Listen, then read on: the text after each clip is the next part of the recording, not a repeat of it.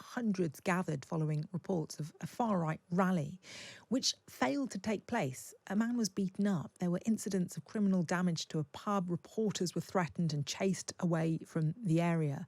I'm joined now by Khalid Mahmood, chair of the Labour Muslim Forum and former MP for Birmingham Perry Barr. Welcome to the programme. Tell me how you felt when you saw some of the images and the scenes yesterday. Well, again, very frightened. I think if you look at the way they came out, there were lots of young men and men generally. All of them were predominantly men wearing tracksuits, hoodies, and faces covered with masks. I think it's very intimidating.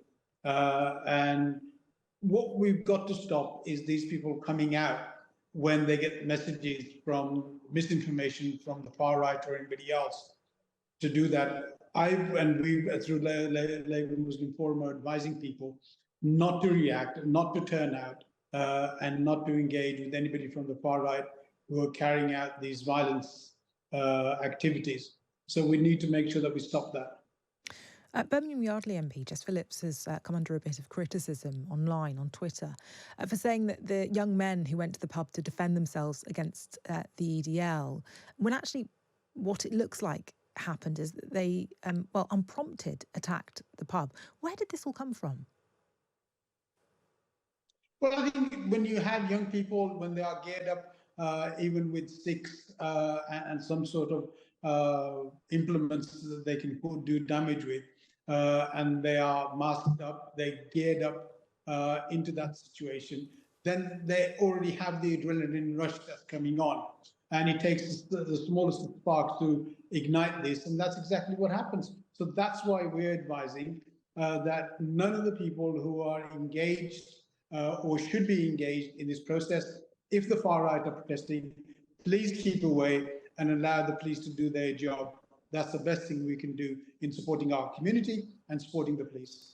How realistic a warning is that, given that we're talking about fears of people being attacked, of local areas having far-right extremists turn out in large numbers? Is it realistic to ask members of the community, people that love their neighbourhoods, not to turn up and attempt to defend them?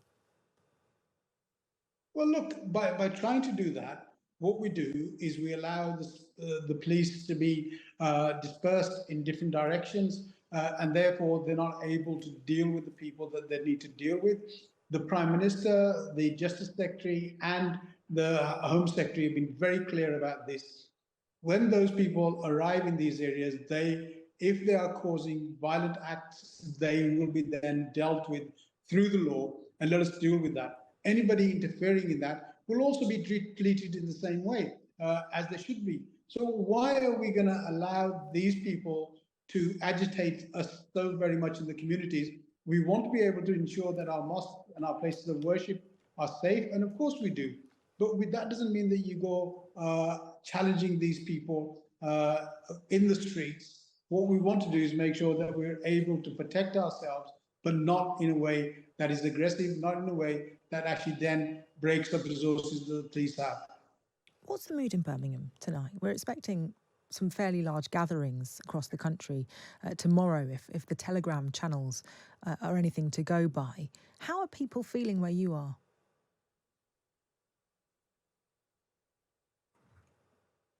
Khalid Mahmood. Well, look, obviously people are feeling vulnerable. People are hesitant to go out. Within my own family group, WhatsApp groups, there are people saying that we shouldn't go out and ensure that we don't engage with this sort of activity. It restricts people. It hems people in. It makes them very frightened of the whole situation. And that is understood. But at the same time, we've got to allow people to, the police to address these issues. And that's the best way to do it. More people engaging in that does not make it better for the police and for this situation to be resolved, and that's what we need to ensure. Just one final thought. When you hear of the likes of Nigel Farage and Elon Musk accuse UK policing of operating on a two-tier system, what do you make of that? I think, again, this is ridiculous. What has happened in the past has been different, and we're going through some sort of a different position as we are at now, where there hasn't been that significant threshold of violence, which has now been imposed and has been created by these far right organizations. And so, therefore, I commend the Prime Minister and the Home Secretary of taking a very firm line to ensure that we deal with these people. Okay, Khalid Mahmood, thank you for joining us tonight, Chair of Labour's Muslim Forum and former MP for Birmingham Perry Barr. Now, Prime Minister Keir Starmer is holding his second emergency Cobra meeting tonight as violent unrest continues this week in UK towns and cities. Police sources say they're aware of 30 gatherings planned tomorrow, with immigration lawyer offices targeted across the country. We're joined now by Theo Usherwood, political commentator. Evening, Theo. Very good evening to you. In the immediate response, what do you think we will be hearing from the Prime Minister tonight? I think it's going to be more of the same message in terms of if you go to try and destroy, and as you say rightly, the focus seems to be on these lawyers' offices tomorrow. If you are holding these, if you're taking part in these riots, then you can expect to receive a substantial prison sentence. Keir Starmer maintaining that line, and as Prime Minister, he inevitably has to, that if you break the law, then the police are going to find you. Either they're going to arrest you at the particular time of the riot, or they're going to be using facial recognition technology and footage of the riot to knock on your door, as Diana Johnson, the policing minister, put it to me on Sunday, and arrest you post the riot, and then bring criminal proceedings with you against you very, very quickly. So I think we can expect that. And I think we can expect Keir Starmer to also outline the fact that there are going to be around 6,000 specially trained riot officers on hand to ensure that the public are kept safe in the locations where these riots take place as well, and that people don't come to any serious harm, because we have seen the damage that's been caused, the lives that have been put at risk by these riots over the weekend and up until now. This Cobra meeting, the meeting of the government's Emergency Response Committee tonight, is the second in 2 days. How unusual is that? I think there was criticism of Keir Starmer for not calling a Cobra meeting sooner. Actually, when you get crises like the ones that the government faces quite at the moment, it's not unusual to have Cobra meetings in very short succession, because, of course, it is one incident. And they need to bring together, the Prime Minister needs to bring together all of the relevant officials, whether they be the most senior police officers in the country, support potentially from the Ministry of Defence or other government departments. And he needs to be kept up to date with exactly what's going on, as well as, of course, key ministers. So I think once you get one Cobra meeting, you tend to get a few in quick succession as it becomes one incident. And then you subsequently get updates into the Prime Minister and his team in Number 10 about what preparations are being made, what extra resource do they need to ensure the police need and the authorities on the ground need to ensure that they can do their job as effectively as possible. Perhaps a little bit of navel gazing here, Theo, but I think it's worth mentioning that, as I said at the start of this, police say they are aware of 30 gatherings planned for tomorrow. And we are, for obvious reasons on this programme, not naming those areas to bring light to what may happen. And yet a quick search online, and many are. What's that about? Should we be talking about where these protests are planned, where these riots are planned, where gatherings are planned tomorrow? It's a very, very difficult line to draw, isn't it? When, we're in this particular situation, and nothing that responsible media organisations such as Times Radio and those within the News UK family would never want to do anything that would somehow give succour or support or aid these riots taking place and those organising them taking place. But at the same time, we live in a free democratic society where the exchange of information is readily available, and it's a very difficult line. It's a very, very difficult line to draw, and different people will make different organisations will make different decisions. But I think, given the amount of damage that's being caused, you can easily make the argument that actually this is the right one. That in this particular case, we should not be naming these particular locations. Having said that, the as you rightly say, it's not difficult to find. It's not difficult to find the locations, and of course, there are other apps, whether social media platforms or dedicated messaging apps, where these groups, large groups, are sharing information and trying to galvanize support for these riots to take place. And when I was speaking to Lord Walney that's the government's independent advisor on political violence, he was making the point to me that actually what these far right groups were doing were putting, if you like, cells of, well, mainly men into particular locations, and then they were whipping it up with violence, and then relying on that, then, if you like, locals in the area then piggybacking off the back of that. So you then end up with violence spreading in pockets where these particular cells are able to, far right groups are able to go into, stir up hatred, stir up violence at particular locations. Tomorrow we hear it's going to be lawyers' offices. Of course, at the weekend we saw it was hotels housing asylum seekers, and then let the violence run its course. It's a very, as you rightly pick up on, it's a very difficult balance to strike when potentially large amounts of criminal damage are being done as a result of these individuals, and also lives are being put at significant risk. At the time we're speaking, Theo, we understand the Prime Minister is currently chairing the Cobra meeting, and I wonder in the back of his mind if he will be thinking about the back and forth, the Twitter row that he has had with Elon Musk, who has inserted himself into UK politics this week. How surprising is that? What do you make of the tweets we've heard from him describing civil war as inevitable in the UK? Given what X has become since Elon Musk bought it for $44 billion or so, I'm not surprised at all that Keir Starmer has found himself going head to head with one of the most powerful billionaires on the planet. The website, the website, to call it that, is it is a cesspit now of extreme views and hatred. It's not what it was when I joined, and actually enjoyed it up until that, or even just a bit before that purchase, where actually you could have a really quick, fast exchange of interesting ideas and relevant and accurate pieces of information. It's far from that now. And of course, so it's no surprise. But I think what is perhaps surprising, and I think this is a challenge that Keir Starmer is facing, which his predecessors have never faced. When somebody's going up, when the UK government, led by the Prime Minister, is going up against a particular communicator, it is usual for the Prime Minister and the government to have a bigger platform, to have a reach which extends beyond whoever they are going up against. And I think what is particularly concerning in this case is actually Elon Musk has a greater platform.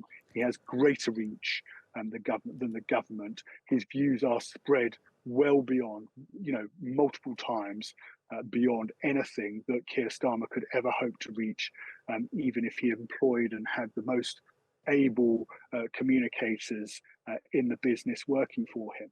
And that is very unusual for Keir Starmer, or any Prime Minister in this country for that matter, to find themselves completely outgunned by somebody who is clearly intent on causing, the stirring up of significant problems for the government. I mean, this is unprecedented. I can't think of another example of it.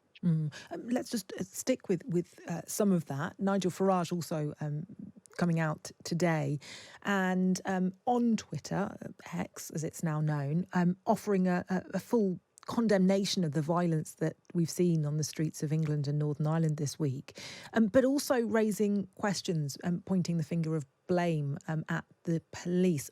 How helpful is Nigel Farage speaking at this point in a video that he's posted on his X account?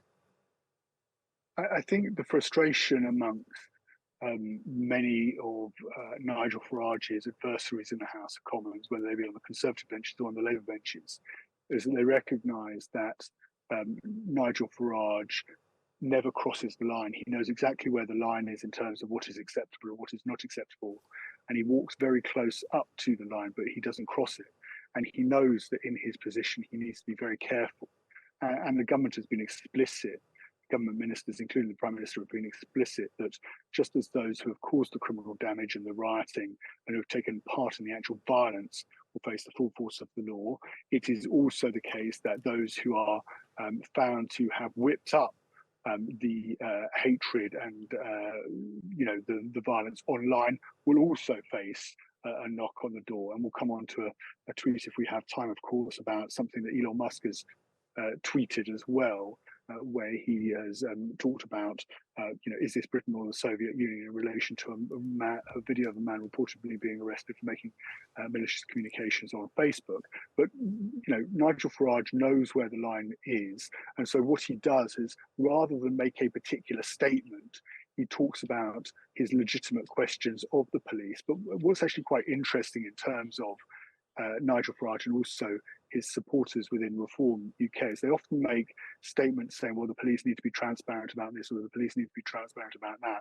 But quite often when the pieces of information that they're questioning, the information, you only have to Google it, is already in the public domain, and you only have to it's very easy to find out exactly what the result have been or the current state of the inquiry into that video we saw in Manchester Airport, with the police in Merseyside being very transparent about, more transparent than we could hope in terms of exactly the state of their investigations into what is taking, what took place in Southport.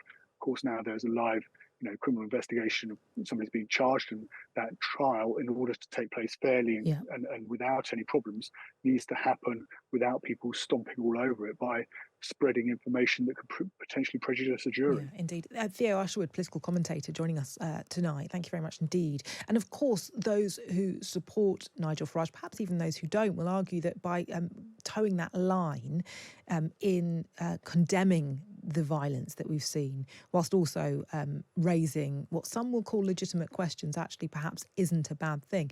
I know you will have very many views on this listening tonight, and as always, we love to hear them. 87222 is the number to text, starting your message with the word Times. Now, the police have launched a probe into a possible hate crime after Muslim graves in a Burnley cemetery were vandalised.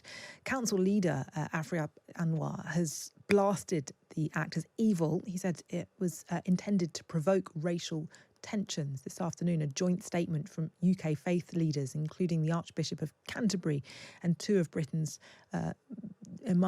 leading imams, was released, in which they pledged to work with government and all sections of society towards a constructive and compassionate dialogue on immigration and social cohesion. I'm joined now by Asad Rahman, who is a Burnley resident and anti-racism campaigner. Welcome to the programme.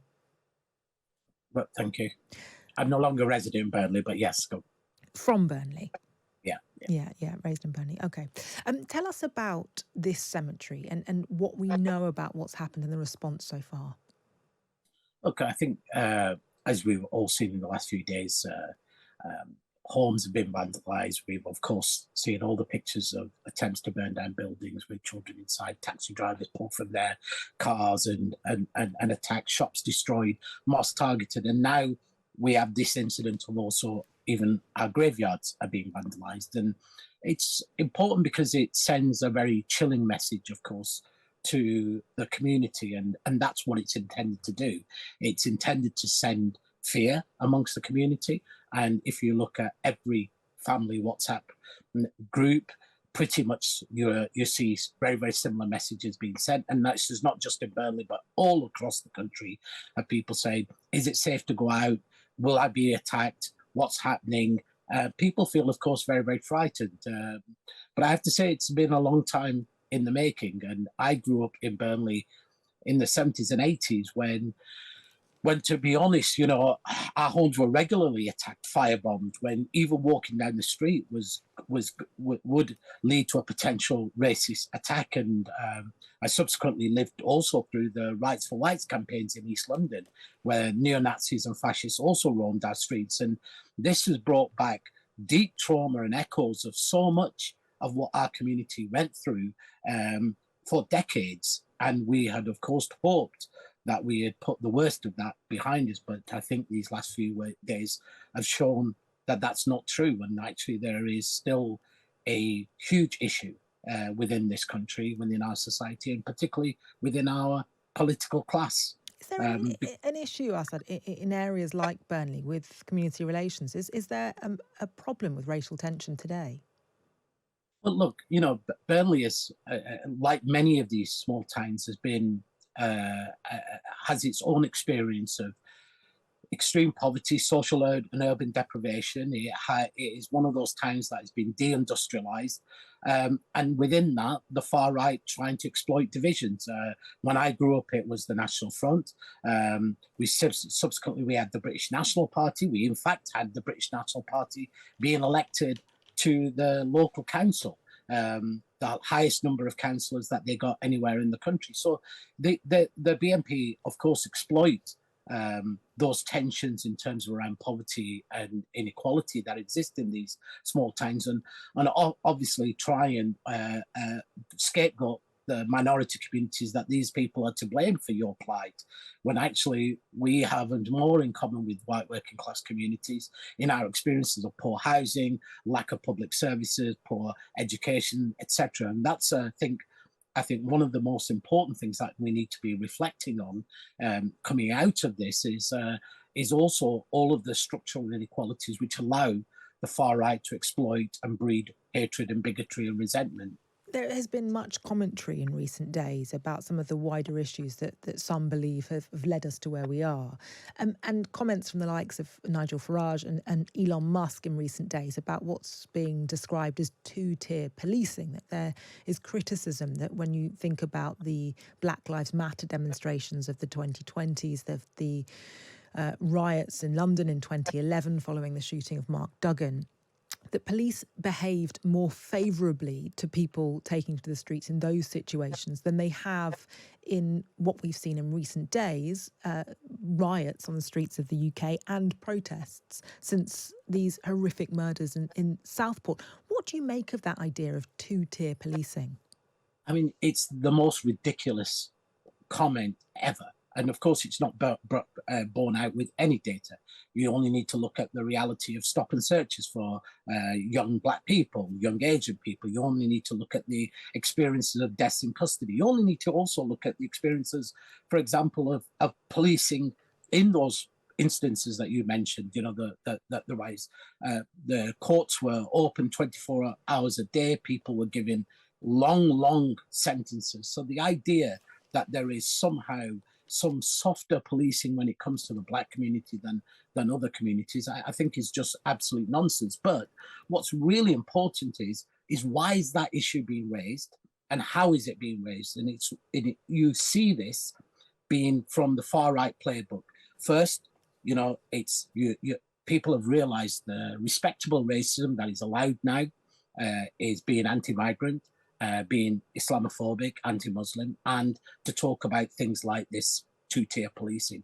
This kind of frame is the far right's frame. And I think the fact that politicians and the media then adopt that frame and ask this question merely reinforces that actually is legitimate. And this is exactly how the far right set the agenda. The far right. So you have an issue with being asked that question?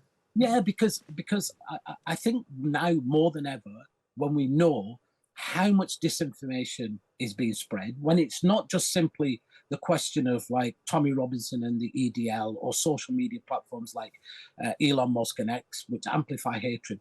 But I think there's a real responsibility when we have to ask ourselves, like, who really set the fire? Who are the real arsonists behind this? And I think there has got to be some deep reflection by our political class and the media, who have, through incessant platforming of some of the most divisive figures, without much challenge to them, has allowed a narrative to be able to be built. You know, why is it that the issue that's, you know, the stop the boats or migrant or issues around migration has topped the agenda at some point, when we have a country where poverty and inequality is huge, when it's not those people who are most responsible for the reality of people's existence? And what's really interesting is, of course, is how that is normalized.